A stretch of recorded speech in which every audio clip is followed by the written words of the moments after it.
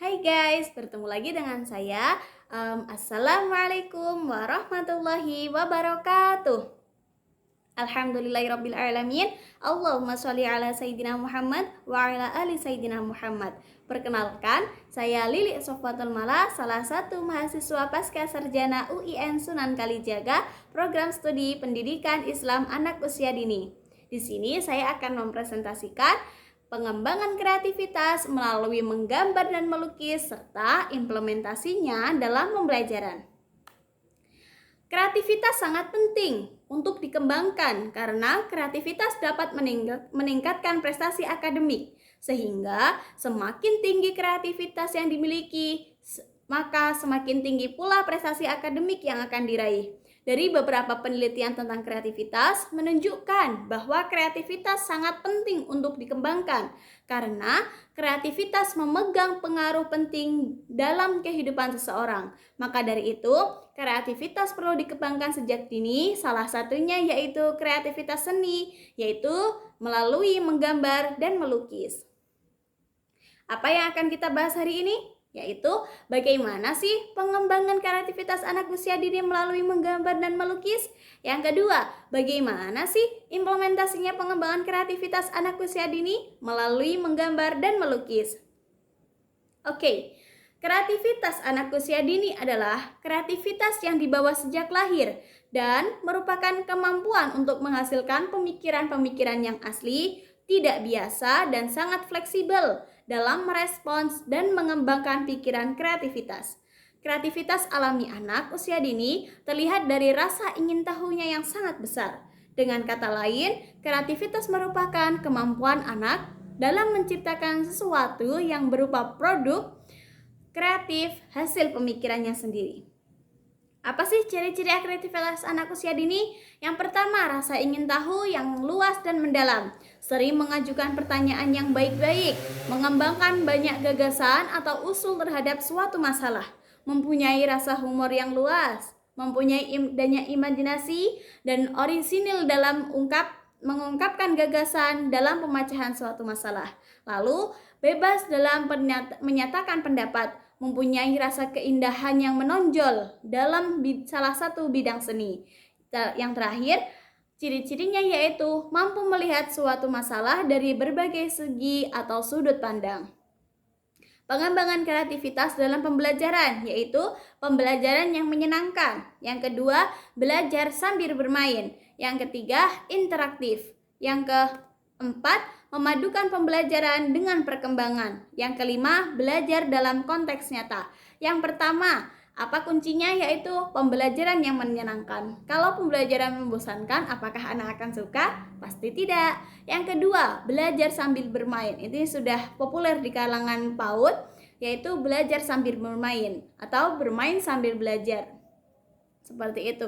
Yang ketiga, interaktif antara orang tua, antara masyarakat, antara pendidik dengan anak. Yang keempat, memadukan pembelajaran dengan perkembangannya atau sesuai dengan usia perkembangannya. Jangan misal yang anak kelas B diberikan materi yang anak kelas A, atau anak kelas A diberikan materi yang anak kelas B, atau anak usia yang KB atau usia 2 sampai 3 tahun dikasih materi-materi atau pembelajaran-pembelajaran yang tidak sesuai dengan perkembangannya.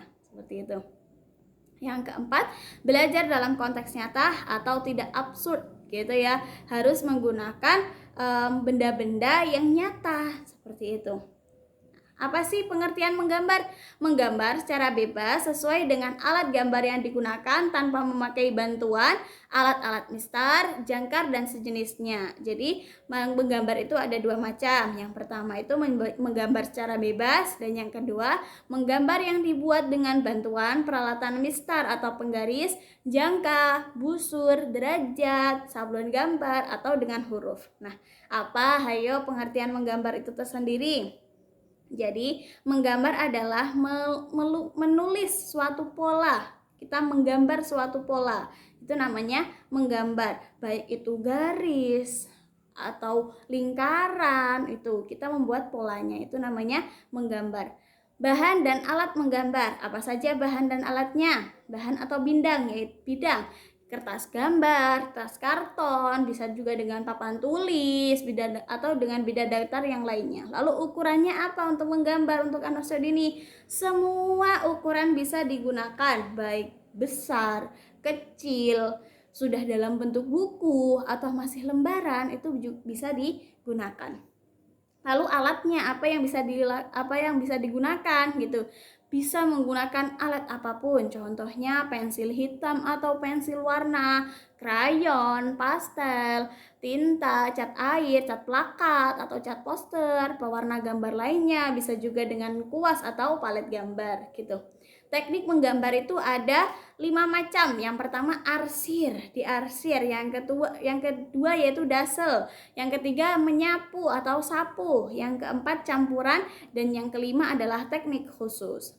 Nah, sekarang kita membahas tentang yang melukis.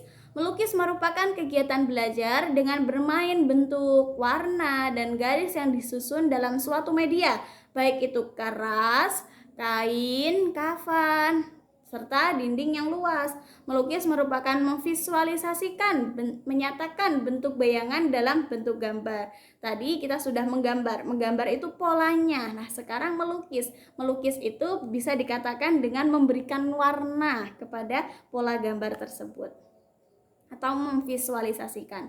Yang kedua yaitu tujuan melukis untuk anak usia dini, yaitu melatih tujuan melukis dan menggambar ya. Melatih ketelitian, kesabaran, dan rasa keindahan. Yang kedua, mengembangkan kreativitas. Yang ketiga, mengenalkan komposisi warna. Yang keempat, mengembangkan konsep keserasian dan ekspresi. Lalu, manfaat melukisnya itu apa? Melukis sebagai media mencurahkan perasaan, melukis sebagai alat cerita, dan juga bisa sebagai alat bermain, serta melatih berpikir komprehensif, dan juga melatih keseimbangan anak. Yang terakhir, mengembangkan rasa kesetiakawanan sosial yang tinggi. Lalu bagaimana sih implementasi pengembangan kreativitas anak usia dini melalui menggambar dan melukis pada pembelajaran? Nah, yaitu yang pertama kita harus tahu dulu membuat lingkungan yang menarik minat anak untuk berkreasi. Yang kedua, menyusun alat dan bahan dengan cara yang menarik dan mudah dijangkau oleh anak. Yang ketiga, menyediakan berbagai warna, bentuk, tekstur, dan ukuran alat. Yang keempat, memberikan anak kebebasan untuk berkreasi. Yang kelima, memastikan bahwa suasananya nyaman, aman, dan mengasyikkan. Nah, ini adalah contoh dari implementasi kegiatan menggambar dan mewarnai. Nanti teman-teman bisa baca sendiri ya. Nah, di sini kita sudah pada tahap akhir yaitu kesimpulan. Pengembangan kreativitas anak usia dini dalam pembelajaran harus dilakukan secara efektif, efisien, produktif, dan akuntabel. Melalui menggambar dan melukis mempunyai tujuan dan manfaat, diantaranya yaitu sebagai mencurahkan perasaan, sebagai alat bermain, melatih daya ingatan, berpikir menyeluruh, sublimasi perasaan, keseimbangan, kreativitas anak, dan rasa kesetiakawanan. Lalu apa itu implementasinya dalam kegiatan pembelajaran? Kegiatan menggambar dan melukis dalam mengembangkan kreativitas anak di dalam pembelajaran yang perlu diperhatikan yaitu sebagai fasilitator dan pendamping. Guru harus menyiapkan tempat dan alat untuk kegiatan seni. Pendidik harus mempertimbangkan keamanan, kenyamanan, dan keselamatan anak saat menyiapkan alat, bahan, dan tempat. Nantinya, anak akan berkreativitas sendiri sesuai dengan keinginannya. Begitu yang bisa saya sampaikan. Wassalamualaikum warahmatullahi wabarakatuh.